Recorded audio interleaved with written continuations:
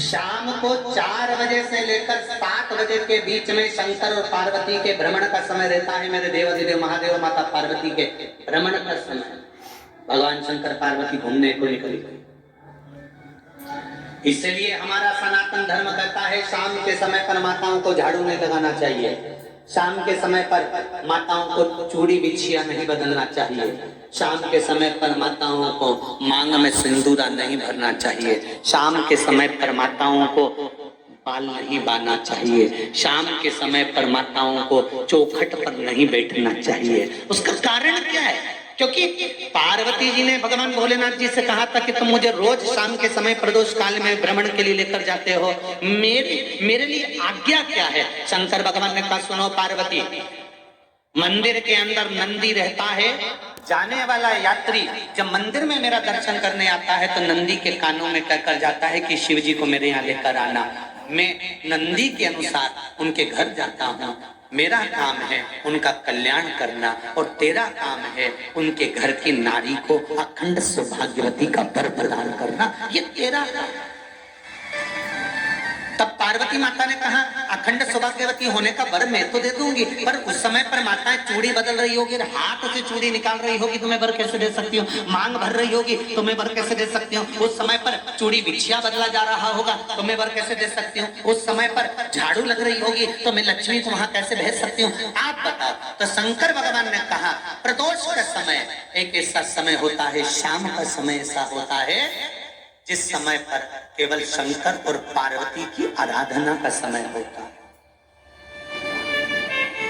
हम तो कई लोगों से कहते हैं अगर आपके यहाँ संपदा नहीं आ रही है, बहुत मेहनत कर रहे हो, फल नहीं मिल रहा, कहीं नौकरी, कहीं सर्विस या कहीं व्यापार या व्यवसाय में कहीं तकलीफ आ रही है, हम सबसे कहते हैं शाम का समय पकड़ लो, शंकर जी के मंदिर में दिया लगाना प्रारंभ कर।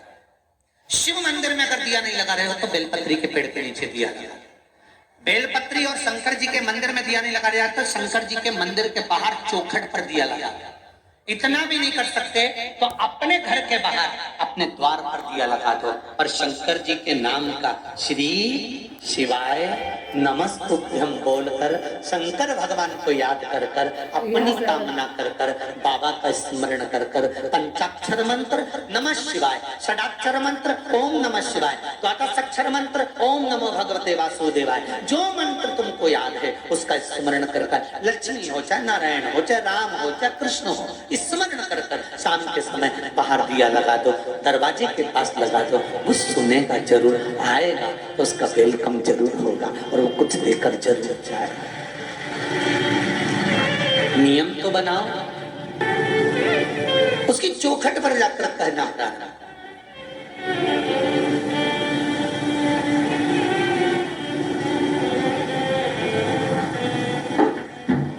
बृहस्पति महाराज ने कहा कि शाम का समय जो प्रदोष का समय होता है उस समय पर इंद्रदेव तुम शंकर जी की आराधना करो। शिव आराधना से शंकर जी जो मार्ग प्रशस्त करेंगे, शिव आराधना से जो शंकर जी कहेंगे वो तुम करना, ठीक है? आराधना करी बाबा भोलेनाथ जी।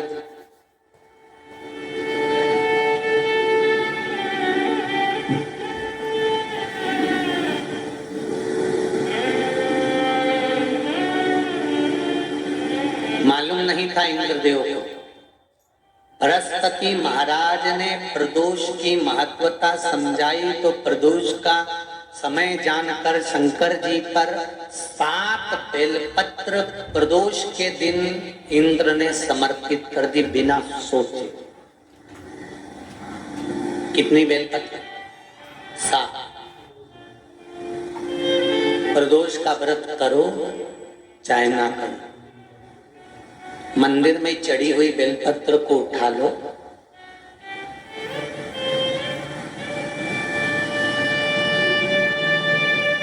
बेलपत्र का ब्रह्म कमल बना लो,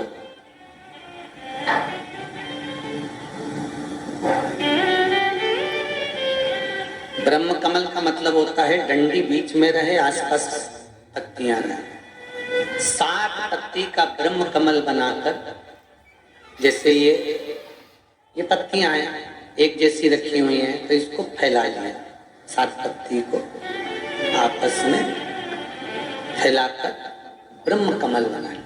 प्रदोष का व्रत करें ना करें, जरूरी नहीं है कि वृक्ष से ही पत्ती लेकर आओगे तो ही शंकर जी को चढ़ाओगे।